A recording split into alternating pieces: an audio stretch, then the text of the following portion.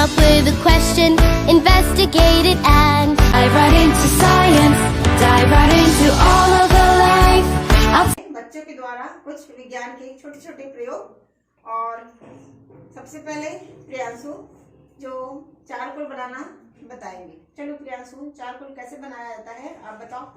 आज हम जानेंगे लकड़ी का चारकोल बनना। सर्वप्रथम हम आवश्यक सामग्री लेंगे। परख नली स्टैंड, पेंसिल के कुछ छीलन और मोमबत्ती। सर्वप्रथम हम परख नली में कुछ पेंसिल की छीलन डाल के देखेंगे। उसके बाद हम स्टैंड की सहायता से परख नली को मोमबत्ती से गर्म करेंगे।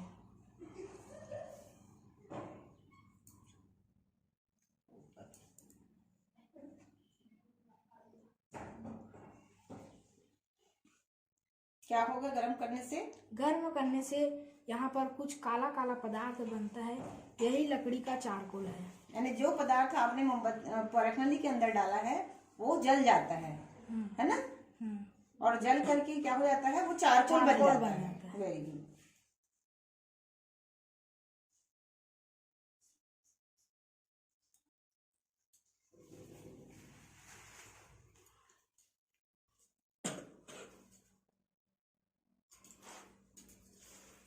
हो गया होगा, देखो बन गया कि चारकोल। अब हम देखेंगे कि कुछ काला काला पदार्थ अंदर में होगा, वही लकड़ी का चारकोल है।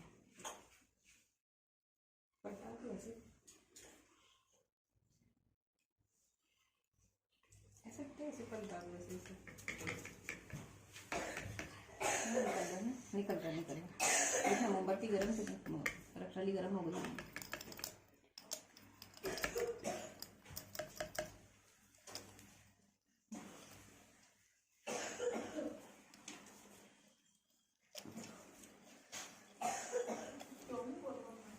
ठीक है ऑन नहीं निकल पा रहा है। यही तो है ये इस प्रकार ये जला हुआ जो पदार्थ है यह लकड़ी का चारकोल कहलाता है। ठीक है, वेरी गुड, बहुत बढ़िया।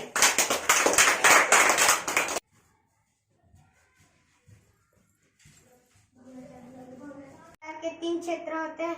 पहला क्षेत्र बाहरी क्षेत्र, वह बहुत गर्म होता है, ऊपरी भाग। और मध्य क्षेत्र जो चमकीला और दीप्त होता है, उसमें आंशिक रूप से कोई भी वस्तु जलती है। Very good. और तीसरा होता है भीतरी क्षेत्र। यह सबसे ठंडा भाग होता है और काले रंग का होता है। अच्छा, और सबसे बाहरी क्षेत्र जो होता है किस रंग का होता है आपने बताया नहीं? नीले रंग का होता है। तो कोई भी वस्तु कौन से भाग में जलेगी, भीतरी क्षेत्र में या मध्य भाग में या बाहरी क्षेत्र में जलेगी? बताइए। बाहरी क्षेत्र में क्यों जलेगी कोई भी वस्तु ज्यादा? क्योंकि ऊपरी भाग में ऑक्सीजन क्योंकि वो डायरेक्ट क्या होती है, ऑक्सीजन के संपर्क में होती है। हम देखते हैं कि ये वस्तु है हमारे पास, है ना? बच्चे भी कई बार प्रायः खेल में ऐसा करते हैं। हम देखते हैं कि ये वस्तुओं को अगर हम थोड़ी देर अगर ऐसा रख दें तो ये देखिए तुरंत आग पकड़ लिया इसने। मगर हम इसी पेंसिल को हम इस ओर ऐसे घुमाते हैं तो ये जल्दी से आग नहीं पकड़ती है। इसका क्या कारण है बच्चों? क्योंकि सबसे भीतरी भाग जो होता है वह ब्लैक कलर का होता है और ये ठंडा होता है। ठीक है, और इसमें ऑक्सीजन बहुत ही कम पहुंच पाती है या नहीं भी पहुंच पाती बोल सकते हैं। मगर जो मध्य भाग होता है यह कैसा होता है, चमकीला होता है और दीप्त होता है।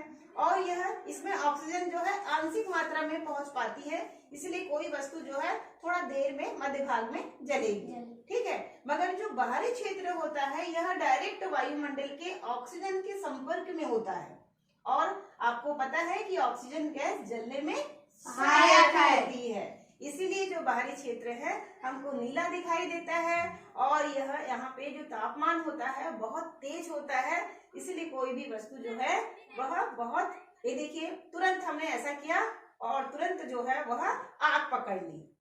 ठीक है, तो इस तरीके से हम मोमबत्ती की ज्वाला के 3 क्षेत्र के बारे में जानते हैं।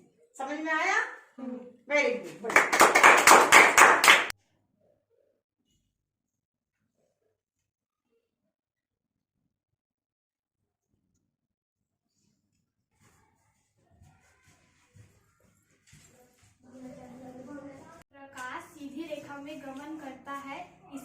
आज प्रयोग द्वारा समझेंगे।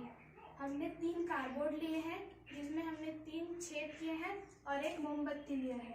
अब हम देखते हैं जब मोमबत्ती को उठाते हैं तो इसमें हमें मोमबत्ती की लौ नहीं दिखाई देती है और जब हम मोमबत्ती को नीचे रखते हैं तो हमें मोमबत्ती की लौ दिखाई देती है।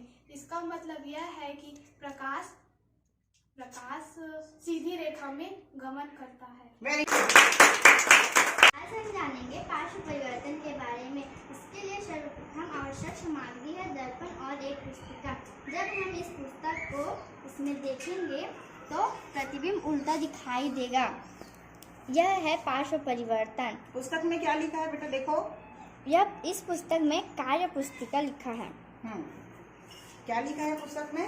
कार्य पुस्तिका। कार्य पुस्तिका लिखा है ना। आपने दर्पण में देखा तो किस प्रकार से दिखाई दे रहा है? उल्टा दिखाई दे रहा है। ठीक है, और कोई एग्जाम्पल बताओ पार्श्व परिवर्तन का। दाया हाथ को हाँ दर्पण में देखते हो तो कैसे दिखाई देता है? बाया दिखाई। चलो करके दिखाओ। हाँ, आपने बाया हाथ ऊपर किया है, दर्पण में कौन सा दिख रहा है? दाया। और दाया हाथ ऊपर करो, दर्पण में कौन सा दिख रहा है? बाया हाथ ऊपर दिखाई देता है। यही पार्श्व परिवर्तन है। ठीक है, तो हम दैनिक जीवन में पार्श्व परिवर्तन के बहुत सारे एग्जाम्पल हम देख सकते हैं। वैसे ही आप अपना नाम लिखते हैं और नाम को जब दर्पण में देखते हैं तो आपका नाम कैसे दिखाई देता है? उल्टा दिखाई देता है। तो यही क्या है? पार्श्व परिवर्तन है। वेरी गुड, बहुत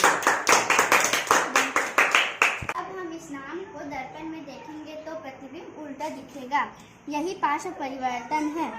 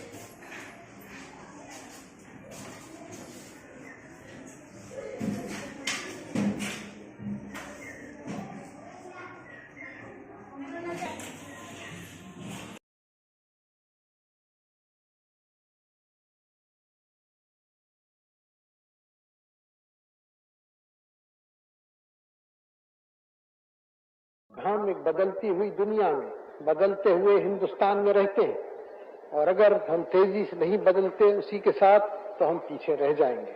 हमें बदलना है, हमें विज्ञान को बढ़ाना है, हमें अपनी मेहनत करके इस मुल्क में नए तरीके निकालने, कारखाने बनाने, खासकर हमारी खेती की तरक्की करनी है क्योंकि वो जड़ है हिंदुस्तान की।